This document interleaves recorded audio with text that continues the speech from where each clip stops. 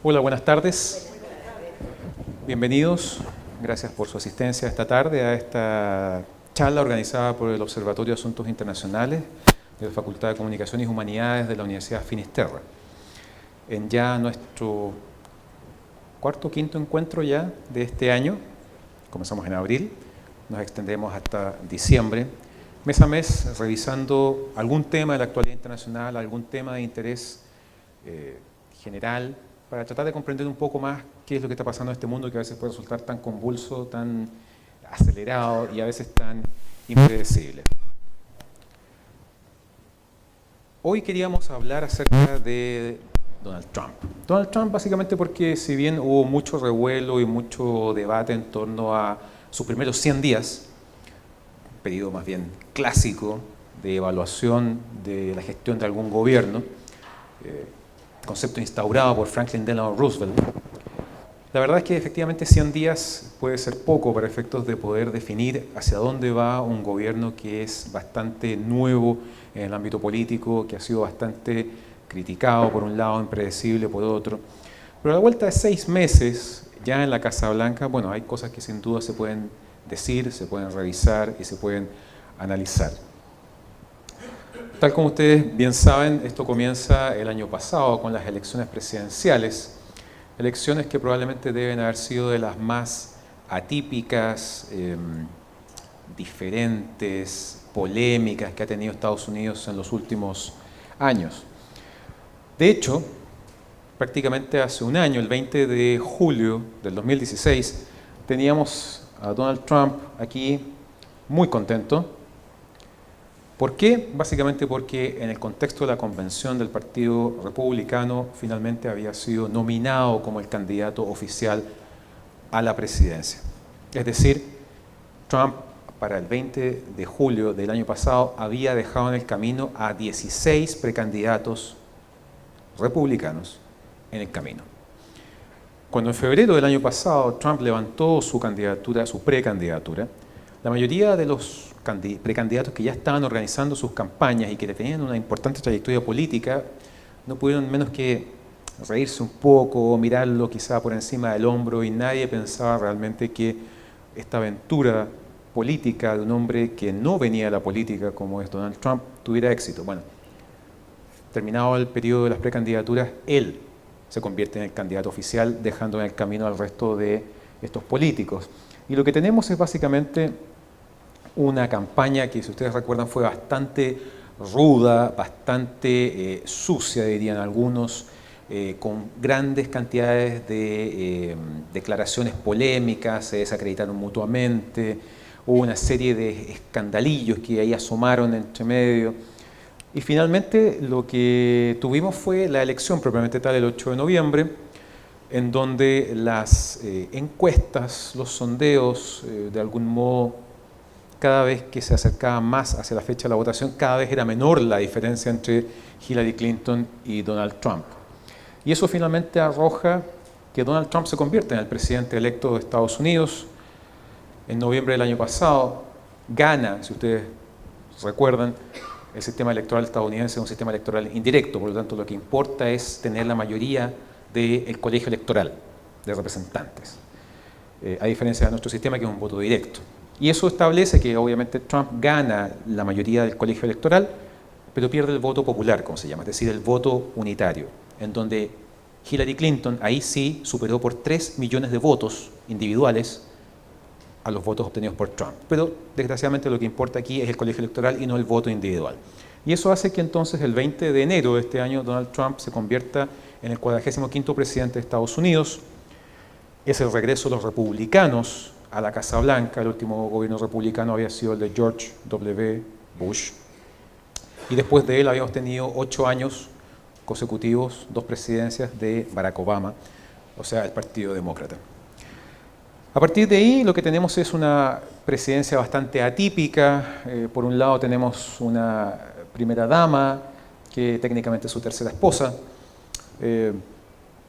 Poca visibilidad los primeros meses, recién hace poco se acaba de mudar definitivamente desde Nueva York a Washington, pero con una presencia muy importante de su hija Ivanka, que de algún modo ha oficiado como una especie de primera dama no oficial, no solamente en términos de la visibilidad mediática que ha tenido, sino también acompañándolo en diferentes actos oficiales. Sin ir más lejos, la vimos con un fuerte protagonismo en la última cumbre del G20, el fin de semana en Hamburgo, en Alemania, en donde incluso protagonizó una suerte de polémica al participar ella en una mesa redonda con otros jefes de gobierno en ausencia de Trump. Interesante, eso sí, es ver, por ejemplo, ciertas estadísticas. Esta es una encuesta que se hace cada vez que un presidente nuevo llega a la Casa Blanca. Y por ejemplo, aquí vemos que Bill Clinton llegó con un 18% de rechazo cuando juró como presidente. Bush, un 25%, Obama un 12%. Trump asume la presidencia de Estados Unidos con un 51% de rechazo. O sea, no deja de ser llamativo, incluso irónico, que el presidente que fue votado, electo en las urnas, llega a la Casa Blanca con uno de los mayores índices de impopularidad de la historia moderna de Estados Unidos, 51% de rechazo. Al punto que, tal como ocurrió el día de la elección y el día en que él asume la presidencia, tenemos una cantidad importante de ciudadanos, gente que sale a las calles, rechaza a Trump, este hashtag no es mi presidente, etcétera, se masifica. Y si ustedes recuerdan, el mismo 20 de enero hubo una serie de disturbios muy violentos en Washington y otras ciudades de Estados Unidos producto de este episodio, algo que en general dentro del contexto de la política estadounidense es muy extraño. En general, cuando hay una elección presidencial en Estados Unidos, bueno, el partido ganador gana y celebra, el partido perdedor asume y calladito. Exactamente. Pero en esta ocasión se produjo esta verdadera reacción fuerte, casi visceral, de parte de ciertos sectores de la población estadounidense que rechazaban abiertamente su figura. Esto claramente no se veía técnicamente desde la época de Nixon, precisamente por lo polémico además de su figura. Por lo tanto, tenemos a un nuevo inquilino en la Casa Blanca, con un estilo completamente nuevo, completamente distinto, impredecible hasta cierto punto. No hay que olvidar que Trump se define, no, él no se define, pero ha sido definido técnicamente como una especie de outsider, es decir, alguien que no viene del mundo de la política, no tiene trayectoria política, él no fue alcalde, no fue gobernador, no estuvo en la Cámara de Representantes, no ha sido senador, no estuvo en algún gobierno ocupando alguna cartera, nada, él viene del mundo de los negocios inmobiliarios, del mundo de los millonarios, la Torre Trump y todos sus negocios de algún modo son su carta de presentación junto con un reality, ¿no es cierto? Por lo tanto, sin duda que es alguien que rompe los esquemas, rompe los moldes de lo que había sido hasta este minuto cualquier presidencia republicana o demócrata. Y frente a eso me parece interesante hacer un balance de lo que han sido estos 6 meses pensando en dos frentes distintos. Uno, el frente interno, la política interna estadounidense y la política exterior, la relación de Estados Unidos con el resto del mundo. Esos van a ser como los dos ángulos que quiero abordar en esta oportunidad. Ya esta es una foto que me parece particularmente emblemática, sobre todo por la cara de Barack Obama, ¿ya? Como que dice, se vienen tiempos difíciles, recibiendo al presidente electo, y cosa que demuestra evidentemente la civilidad y lo civilizado que es el proceso de traspaso. Hay evidentemente un traspaso, un trabajo de equipos entre la presidencia entrante y la presidencia saliente. Pero ¿por qué lo menciono? Básicamente porque lo que hemos visto en estos primeros 6 meses ha sido un esfuerzo bastante profundo, bastante evidente en muchos aspectos, de Trump por desmarcarse de Obama, desmantelando o intentando desmantelar muchas de las políticas que él había puesto en práctica en los 8 años que estuvo en la Casa Blanca, desacreditando incluso muchas veces su propia figura. Las primeras semanas solamente en la presidencia Trump se despacha una serie de comentarios acusando directamente a Obama de haber intervenido su teléfono celular, una especie de espionaje, cosa que causó gran polémica, sobre todo porque después no tuvo cómo demostrar que eso era cierto y que evidentemente la ex administración Obama rechazó desde un comienzo. Trump, si ustedes recuerdan, se estrena con lo que se conoce o se conoció como el veto migratorio, es decir, establecer una prohibición de ingreso a ciudadanos de 7 países con mayoría de población musulmana. Estamos hablando básicamente de Libia, Sudán, Yemen, Somalia, Irán, Siria e Irak al comienzo también estaba. Y esto comenzó generando gran polémica y gran confusión, por ejemplo, en los puertos de entrada a Estados Unidos, en los aeropuertos, en los consulados, se otorgaba o no visa, gente que estaba estudiando en Estados Unidos pero que había salido para ir a su país de origen y estaba volviendo, no lo dejaban entrar, gente que por ejemplo estaba trabajando en Silicon Valley, en alguna de estas compañías .com, tampoco le permitían entrar, etc. Y esto generó una serie de reacciones dentro de Estados Unidos. No solamente la gente empezó a salir a las calles, si ustedes recuerdan, había personas que iban físicamente a los aeropuertos, abogados que iban físicamente a los aeropuertos para prestar asesoría a personas que no sabían qué hacer, incluso a los controles, la policía migratoria no sabía qué hacer, hasta qué punto aceptar a uno u otro. El tema fue llevado a la justicia, hubo varios tribunales que desestimaron esta iniciativa migratoria, por lo tanto fue un round largo que finalmente se zanjó en que este veto migratorio en una tercera versión, hoy finalmente existe para todos los ciudadanos de los países que mencionaba anteriormente, menos Irak. Y añadiéndole dos aspectos fundamentales, uno, demostrando vínculos familiares en Estados Unidos para poder entrar, o vínculos laborales, contratos, que de algún modo demostraran que efectivamente tenía sentido que entrara a Estados Unidos. Otro aspecto importante es el combate o el trabajo del gobierno de Trump por desmantelar lo que se conoce vulgarmente, comúnmente, coloquialmente como el Obamacare, que básicamente es el acta de seguro médico accesible, iniciativa de Obama, que básicamente buscaba dotar de seguros de salud a la mayor cantidad posible de población estadounidense que no podía pagar por un seguro particular, un seguro propio. Diríamos que de algún modo es un sistema que garantiza la atención pública sin costos excesivos y que técnicamente desde que se instauró benefició prácticamente a 50 millones de estadounidenses que no tenían ninguna posibilidad de pagar por su salud. A comienzos de mayo, la Cámara de Representantes aprobó el desmantelamiento de esta iniciativa por 217 votos contra 213, pero finalmente a fines de junio, cuando se votó en el Senado, no contó con la cantidad suficiente de votos y por eso de algún modo el Obamacare sigue existiendo. Y porque además la propuesta de dar de baja este sistema de salud pública para gente sin capacidad de pago fue acompañada por la ausencia de su reemplazo. O sea, de hecho, muchos legisladores republicanos que apoyaban la idea de eliminar el Obamacare dijeron, perfecto, nosotros apoyamos eso, pero ¿con qué lo reemplazamos? ¿Qué vamos a hacer? ¿Qué le vamos a ofrecer a estos 49, 50 millones de estadounidenses que si les quitamos esto no tienen cómo de algún modo solventar los gastos médicos que en Estados Unidos, en general en el mundo, cada vez se vuelven más onerosos, más caros?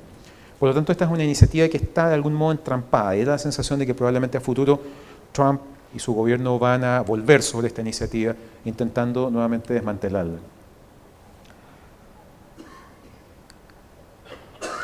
Actualmente, o al menos hasta comienzos de junio de este año, la popularidad de Donald Trump llegaba solamente a un 34%. O sea, si ustedes recuerdan, él asume el 20 de enero con un 51% y ya el 7 de junio va en 34%. O sea, la popularidad dentro de Estados Unidos de Trump va en caída libre. ¿Cuánto más va a caer? Bueno, tenemos 3 años y medio todavía para seguir viendo la evolución de su popularidad o no. Esta es una encuesta bastante confiable, sobre todo porque lo que él dice, que muchas veces las encuestas no reflejan la realidad, pero las encuestas de la Universidad de Quinnipiac son bastante confiables, así que en ese aspecto, sin duda que es una estadística que vale la pena tener en cuenta, 34%.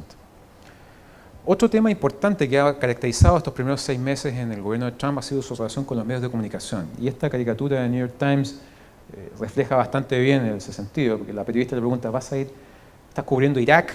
No, a Trump. Y el tipo va con chaleco antibala, casco, va como a la guerra. Y efectivamente, y aquí, esta es la mejor parte del chiste, Donald Trump en este televisor dice Trump versus fake news. Trump en contra de las noticias falsas. No hay que perder de vista que durante la campaña presidencial, Trump fue particularmente duro con los medios de comunicación que de algún modo tenían una posición crítica a él. No es muy común tal vez en el mundo, en el ámbito político chileno, pero en el mundo estadounidense o anglosajón, no es extraño que los medios de comunicación en algún minuto tomen una posición frente a ciertas candidaturas. Entonces no es extraño que, por ejemplo, la revista británica The Economist o el diario New York Times o Washington Post o la revista Time en algún momento de una campaña presidencial digan en un editorial: nosotros nos decantamos por este candidato, creemos que a lo mejor no es el más adecuado, pero es el menos malo, o definitivamente él representa lo que esperamos de un gobernante estadounidense, ese tipo de cosas. Y de algún modo eso caló hondo en Trump y ha estado permanentemente cobrando eso de vuelta. Es cierto que hay medios que a los cuales Trump no les cae muy bien. El semanario alemán Der Spiegel, o sea, lo pone con esta efigie un poco imitando las atrocidades del Estado Islámico, cortándole la cabeza a la Estatua de la Libertad. Y The Economist, bueno, un insurgente en la Casa Blanca, y aquí tenemos una especie de Trump dibujado por Bansky probablemente, en una actitud bastante compleja. Y la revista Time, que tuvo esta portada bastante comentada, porque en el fondo en Internet uno podía hacer el juego de mover una especie de pantalla. Entonces aparecía Trump muy serio, con la oficina ordenada, y si uno con el cursor movía esto, daba la sensación de que había toda una tormenta dentro de la sala oval y su despacho. Y básicamente aquí dice: no hay nada que ver aquí, no se meta, es un poco la idea. Por supuesto, no deja de ser, esto es una anécdota, durante la campaña, no sé si alguien se acuerda, probablemente el video está en YouTube, la revista Time le hace una entrevista a Trump en la Torre Trump, en sus oficinas. Y parte de la producción periodística implica un águila que aparezca junto a él, un águila de verdad, no está photoshopeado ni nada. ¿Ya? Y Trump está con el águila y de repente el águila como que le da por atacarlo y Trump hace como así, fue bien polémico. Perdón. Una pregunta, esa es original porque también hubo una publicación en TAN que fue falsa. La diseñaron y fue falsa, nunca salió a la venta. Pero esa fue original. Esa es original, sí. Y lo que se vio hace una semana, 10 días, es que Donald Trump tiene en su oficina una portada de Time en donde él sale entrevistado, pero es mentira. Esa portada, Time dijo, nosotros nunca hemos publicado esa portada. No existe, eso es un invento de él. Una cosa bien particular. Trump, de algún modo, como ustedes saben, habla, no a través de las conferencias de prensa, sino a través de su hiperactiva cuenta de Twitter, que además es su cuenta personal, @Real Donald Trump. No es la cuenta oficial de la presidencia de Estados Unidos. Y a través de esta cuenta, bueno, dispara contra quien considera que son sus principales adversarios. New York Times, NBC News, Washington Post también, CNN. Y claro, él de algún modo se descarga diciendo que no son mis enemigos, sino que son los enemigos de Estados Unidos, de la gente de Estados Unidos. Son todos unos enfermos. O sea, de algún modo, ¿y eso por qué lo destaco? Básicamente porque en general, históricamente, los presidentes de Estados Unidos no han tendido a pelear con la prensa, salvo Nixon, evidentemente. O sea, el caso Washington Post se encargó de convertir el caso Watergate en el derrumbe de su segundo gobierno. Pero en general, los presidentes y los gobiernos estadounidenses no se transan en una pelea personal, cara a cara, con los medios de comunicación, ni mucho menos. Lo cual nuevamente marca una diferencia respecto a sus predecesores. Y él ha insistido en el concepto de las noticias falsas, fake news. Él dice que los medios de comunicación publican noticias que no son verdad. Y este tipo de tweets dan cuenta de eso. Un tema polémico, sin duda, y que ha alcanzado ribetes ya casi ridículos con este último video. No sé si alguien lo vio. Es un video que es de 2007, en donde Donald Trump, en donde hay una pelea de lucha libre, y Donald Trump está en el público y se pelea, o hace como que se pelea a golpes con otra persona, digamos, otro empresario del mundo de la lucha libre, abajo del ring. Y ese video existe. Y hace unas semanas él decidió hacer una especie de intervención, entonces le pone el logo de CNN a la cara del tipo con el que se había peleado en 2007. Entonces da la sensación que le está dando de puñetazos a CNN, cosa que CNN rápidamente salió diciendo que era como lamentable que el presidente de Estados Unidos haga este tipo de cosas, o pierda el tiempo en este tipo de cosas, que hay cosas más importantes. El punto es que la relación entre Trump y la prensa ha llegado a un nivel tan complejo en que se ha llegado a instalar esto, que el diccionario Oxford, uno de los más prestigiosos del mundo, estableció que la palabra del año es posverdad. La posverdad. Y la posverdad es un concepto que ha ido ganando terreno a medida que ha ido pasando el tiempo, fundamentalmente a partir de lo que fue la campaña presidencial, y probablemente si el gráfico siguiese hasta el 2017, llegaría hasta hoy. La posverdad, the post-truth, ha llegado a tal punto que la RAE, hace algunas semanas, decidió incorporar este concepto en su edición de diciembre de este año. Y la posverdad, la RAE lo define así: toda información o aseveración que no se basa en hechos objetivos, sino que apela a las emociones, creencias y deseos del público. Eso es técnicamente la posverdad según la RAE. Y la posverdad va en función de muchas de las cosas que en su momento dijo Trump durante la campaña y que ha dicho Trump después de ser electo presidente. Por ejemplo, en algún momento en una entrevista habló de un atentado terrorista en Suecia. Y Suecia le dijo: aquí no ha habido ningún atentado terrorista como los de París o como los de Londres. Kellyanne Conway, que es una de sus asesoras principales, en algún momento ha salido diciendo, sobre todo al comienzo de su mandato, cuando le dijeron: sabe que la cantidad de personas que fueron ese día a Washington a vitorearlo fueron menos que las de Barack Obama.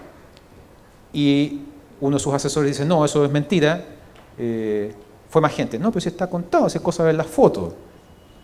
Y entonces se despacharon el concepto de hechos alternativos. Estos son hechos alternativos. No puede haber hechos alternativos, la verdad es una, digamos. Bueno, y ese tipo de cosas se han ido acumulando en el tiempo. Y eso hace tan difícil la relación entre Trump y los medios, porque muchas veces los medios lo que hacen, y de hecho en este minuto, medios como CNN, New York Times, Washington Post, tienen periodistas especialmente dedicados a contrastar las declaraciones, las cifras, los episodios, los dichos de Trump, y muchas veces dicen, bueno, Trump dijo esto, pero la verdad es esta. Cito esta cifra, bueno, es esta otra. No es esta persona, es aquella, ese tipo de cosas, lo cual resulta particularmente inquietante. El frente externo, la política exterior, el rol que tiene Estados Unidos como potencia mundial también de algún modo se ve afectado por un tipo de política exterior, de manejo internacional completamente nuevo, inédito, distinto. Aquí es la portada de la revista Foreign Affairs, que es una publicación especializada en temas internacionales, en donde vemos a Trump de algún modo contemplando el mundo que le espera, temas económicos, nuestro amigo Kim en Norcorea, una serie de otras situaciones, el Estado Islámico, en fin. Esta caricatura da cuenta bastante bien ridiculiza un poco la percepción de Trump del mundo, digamos. America First, Mar-a-Lago, importante, que es su residencia particular en Florida. South America, not first, no es prioridad. Low energy, poca energía en Argentina. Los pingüinos hacia acá, probablemente. Nuestro amigo Putin, él me ama. China, ¿quién los necesita? Y así una serie de otras cosas de las cuales uno se puede reír o puede llorar o puede preocuparse.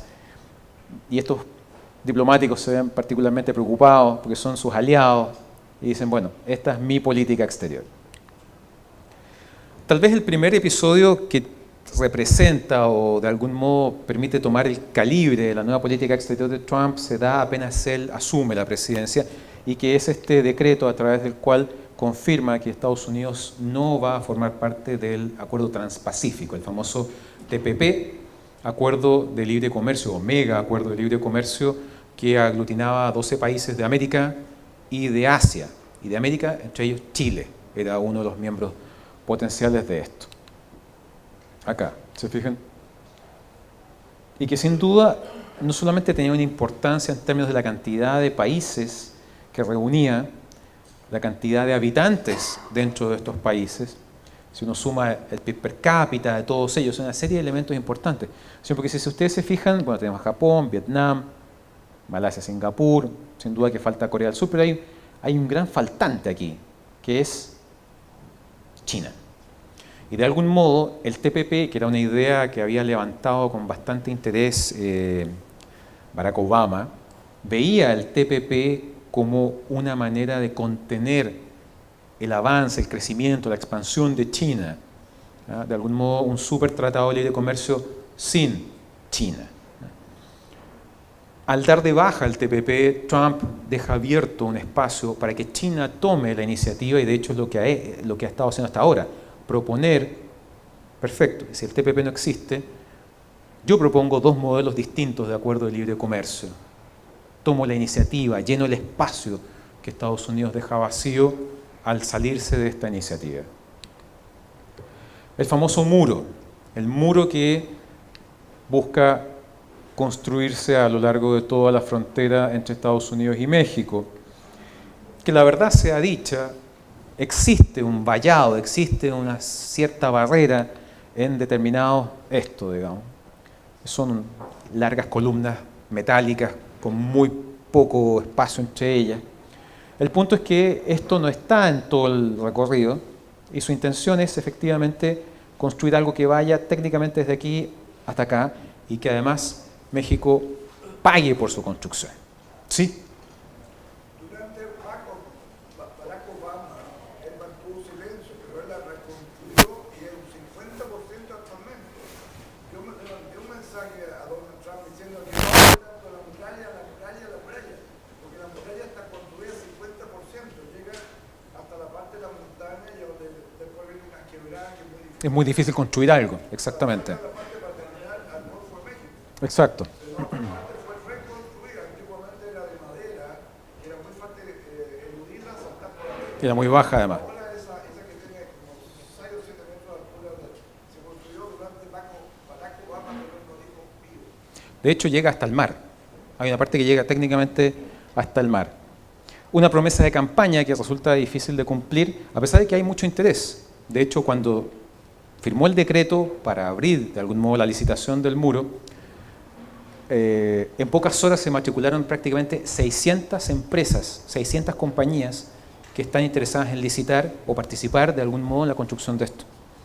Y que sin duda de concretarse generaría bastante empleo, que es lo que es una de las cosas que ha movido a Trump en este aspecto.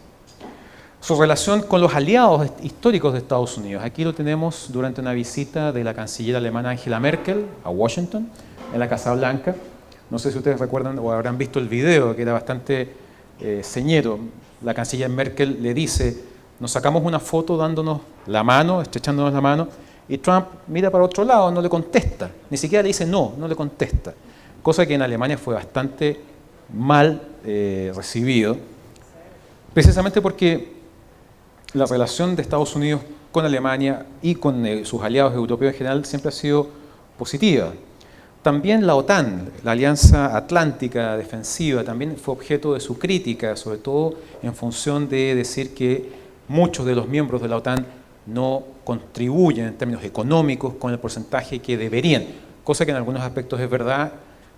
Alemania se encargó de decir que ellos sí pagan su 2% a la OTAN, otros están por debajo de ese 2% del PIB.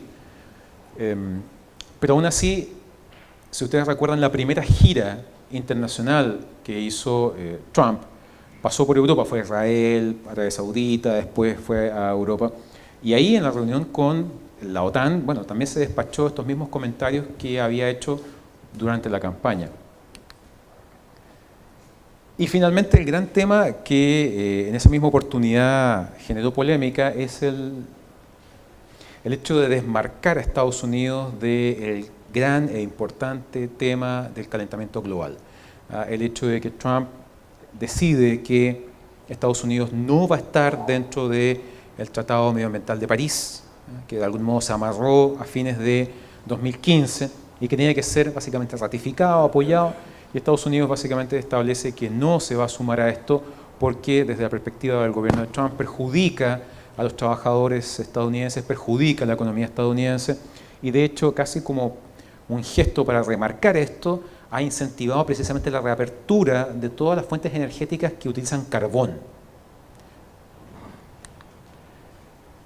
Técnicamente estos tres países, Siria, Nicaragua y Estados Unidos, no están dentro de esta iniciativa medioambiental que, como ustedes saben, lo que busca es controlar los gases de efecto invernadero para evitar que la temperatura del mundo, de todo el mundo, suba 2 grados, que generaría ya con esos 2 grados de diferencia un desbarajuste global para el medio ambiente, para la agricultura y la economía a nivel mundial.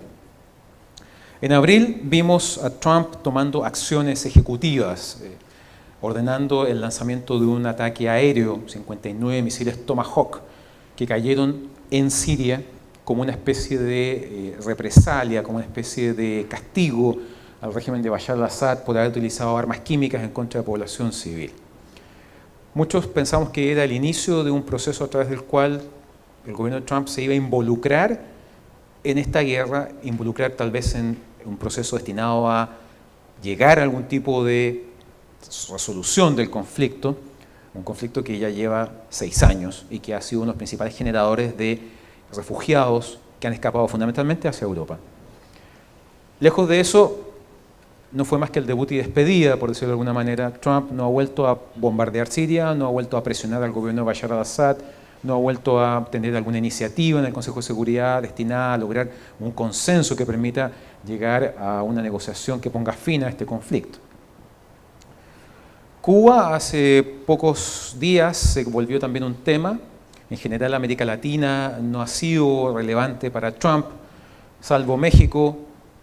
Cuba ha sido el segundo tema del cual se ha dedicado a hablar y que básicamente lo que establece es un retroceso frente a los acuerdos que había logrado la presidencia de Barack Obama con el gobierno de La Habana y que establece restricciones a los negocios y a los viajes, cosa que hasta este minuto había funcionado de manera bastante fluida.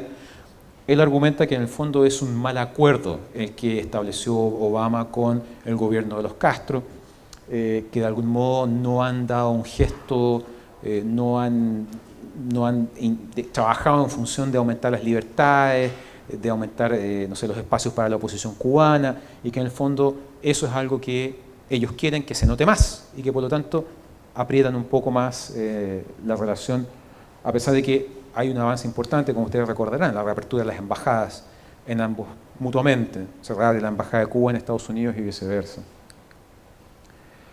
China es también un tema en el cual Trump ha tenido una visibilidad importante.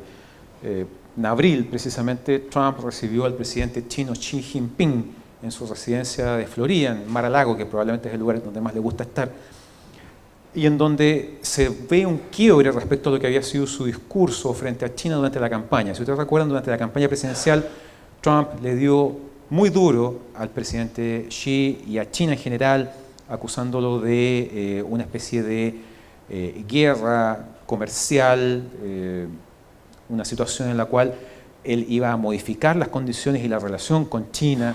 Sin embargo, lo que hemos visto es que efectivamente ha mejorado la relación con China, ha dejado de lado ese discurso tan duro, tan virulento, y da la sensación de que al menos con China la relación podría ser un poco más armónica, sobre todo considerando la importancia creciente que tiene esta superpotencia asiática, no solamente en la región, sino a nivel mundial. Y bueno, Norcorea es otro de los temas que ha comenzado a quitarle el sueño a Estados Unidos, como se lo ha quitado a los presidentes anteriores. Hemos visto que el presidente Kim, de algún modo no se siente intimidado, no se siente amenazado por los dichos ni los tweets de Donald Trump. Y a pesar de que Donald Trump de algún modo hizo ciertos gestos, envió un portaaviones en algún momento, declaraciones de que esto no se va a tolerar, en términos concretos, nadie ha visto una acción explícita en contra del régimen de Kim, que, como lo hablamos la vez anterior, el que tiene la llave para resolver eso es China. O sea, China es el actor que tiene la capacidad para influir en el régimen de Pyongyang, más que Occidente. En la medida que el 80% de la economía norcoreana depende del comercio con China, China es el único que puede ponerle freno a eso y al destino de ese presupuesto que se destina fundamentalmente al desarrollo de un programa de misiles balísticos y a un programa nuclear que existe, Norcorea ha detonado 5 bombas nucleares con éxito, está comprobado. La pregunta es cuántas más tiene. Algunos dicen que puede ser entre 8 y 10. Y la guinda de la torta probablemente es la confusa, compleja y crecientemente peligrosa relación de Trump con Rusia, porque básicamente es un tema que cruza el frente interno con la política exterior. Si ustedes recuerdan, Vladimir Putin, quien, como todos saben, ha estado en el poder en Rusia desde el año 2000, el próximo año tocan elecciones presidenciales en Rusia, hasta el minuto Putin no se ha pronunciado si va de nuevo a la reelección o no. Vale la pena mencionar que hace algunos meses una de las últimas encuestas que se realizaron en Rusia preguntaban a la gente si Putin se presentase a un nuevo mandato, ¿qué respaldo tendría? 74%. 74% de los rusos está dispuesto a votar por Putin, y eso que todavía no ha dicho nada, si se relanza o no como presidente. Bueno, Putin y Trump de algún modo han coincidido en los titulares, en los comentarios internacionales en función de este tema que comenzó a gestarse durante la campaña, y es este hackeo, esta intervención digital que tuvo Rusia en la campaña, filtrando información, filtrando correos electrónicos del Partido Demócrata, de la propia Hillary Clinton, y que de algún modo buscaba favorecer a Trump sobre Hillary Clinton. Entonces la gran pregunta es cuánto de esto realmente incidió en el resultado final de la elección presidencial.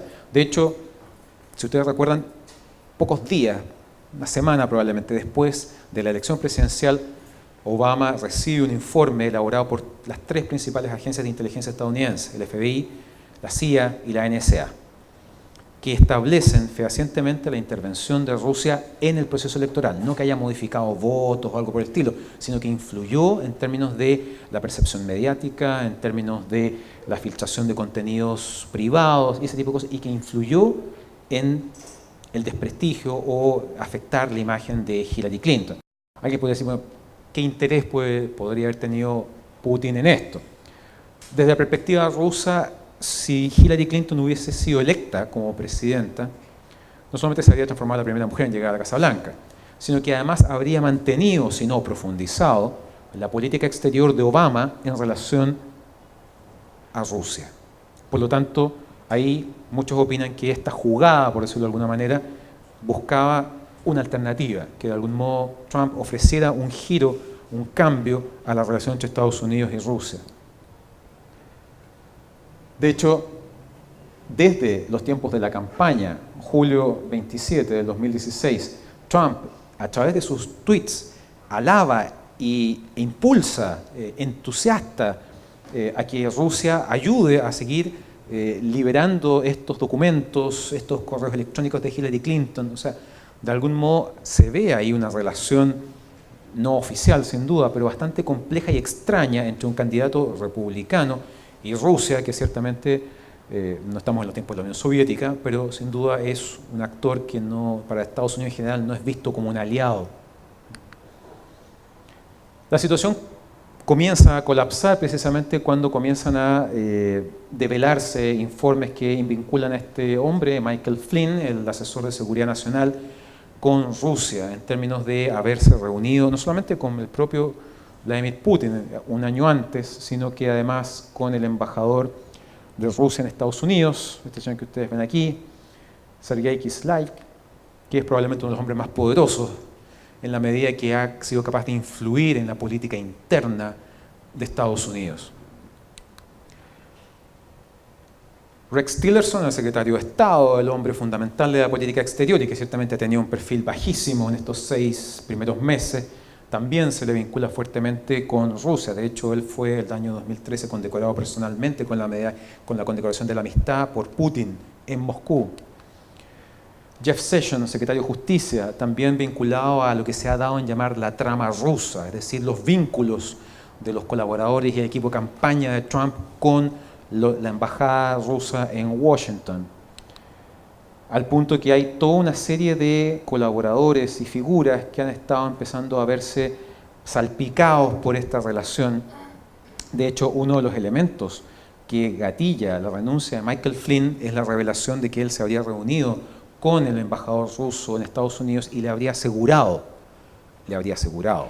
que de salir electo Trump iba a levantar la mayoría de las sanciones impuestas por Estados Unidos a Rusia después de que Rusia se quedó con la península de Crimea, que era parte de Ucrania.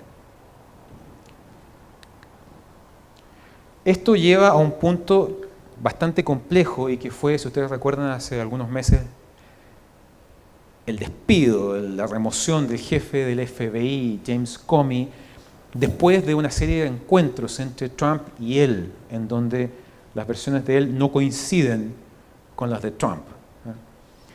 Comey asegura que Trump le pidió que detuviese, que dejara en el refrigerador la investigación en torno a Flynn, a lo cual Comey habría dicho que no. Trump le habría dicho que quería su lealtad y él le dijo: voy a hacer mi trabajo. Y eso habría gatillado finalmente que Trump despidiera a Comey como jefe del FBI, cosa que, si bien está dentro de sus atribuciones presidenciales, es algo que por lo general no se había visto desde hace décadas. Y frente a eso existen claramente dos versiones muy encontradas. James Comey ya fue a testificar a la comisión investigadora del Congreso, entregando la versión que les comento. Por su parte, Trump, nuevamente a través de su Twitter, dice: bueno, espero que Comey no tenga grabaciones de nuestras conversaciones que terminen siendo filtradas a la prensa. O sea, me acuerdo de un editorial de New York Times que hablaba de matonaje presidencial. O sea, si el presidente de Estados Unidos dice esto es porque realmente hay al menos preocupación frente a las versiones de este ex, ahora jefe del FBI. ¿Cuáles son las últimas dos fichas que han entrado en la trama rusa? La hija de Trump, Ivanka, y su yerno, quien también esta semana se supo que se había reunido con una abogada rusa para ver una serie de temas que habrían favorecido a Trump, la entrega de información que le habría favorecido en términos de la campaña. Durante la reunión del G20 el fin de semana, finalmente tuvimos la primera reunión cara a cara, el primer encuentro cara a cara entre Putin y Trump. Una reunión en la cual se alabaron mutuamente y establecieron una voluntad de cooperación entre ambos países. ¿Cómo se concreta eso? ¿De qué manera? ¿Cuándo se concreta eso? Es algo que todavía está por verse. Lo que sí está claro es que la trama rusa y la investigación en torno a ella sigue adelante. Y tanto los medios de comunicación como el Partido Demócrata y otras instancias políticas estadounidenses tienen en la mira este tema y van a seguir con gran atención lo que pase. De hecho, más de alguien ha estado especulando con la idea de que si esta investigación llega a un punto en donde se pruebe algún tipo de delito concreto que afecte directamente a Trump o se establezca que Trump podría haber tenido pleno conocimiento de esto, se puede abrir un proceso de impeachment, un proceso de juicio político, similar al que en su momento tuvo Bill Clinton, similar al que podría haber tenido en otras circunstancias Dilma Rousseff en Brasil, o sea, un juicio político del presidente de Estados Unidos. Cosa que no es nuevo, pero técnicamente el último presidente que tuvo que salir por una investigación similar es Nixon, que abandona la presidencia en su segundo mandato antes de que se entregue un informe final sobre este episodio. America First. America First es su idea fuerza, de algún modo su eslogan de campaña, junto con hacer Make America Great Again. La pregunta que surge entonces es ¿cuánto de esto o a qué precio Trump entiende hacer Estados Unidos grande de nuevo? La sensación que queda a nivel internacional es que Trump está llevando a Estados Unidos hacia una nueva era de neoaislacionismo. Trump está haciendo que Estados Unidos retroceda en su rol de liderazgo mundial, dejando un espacio libre de liderazgo que claramente están aprovechando otros actores como Rusia y como China. Por lo tanto, lo que hemos visto hasta este minuto es en gran medida un gobierno que se desmarca completamente de todos sus predecesores, fuesen republicanos o demócratas, que tiene una mirada completamente distinta respecto de lo que es su liderazgo, su rol en el sistema político internacional, su relación con los aliados, cuáles son los temas en los cuales pudiese intervenir o no. Y todo en 6 meses. Y quedan 3 años y medio todavía de Trump, que probablemente le va a dar mucho trabajo a los medios de comunicación estadounidenses y mundiales, y queda por delante saber qué es lo que espera el mundo y qué es lo que podría hacer Trump en estos meses y años que quedan por delante. Muchísimas gracias.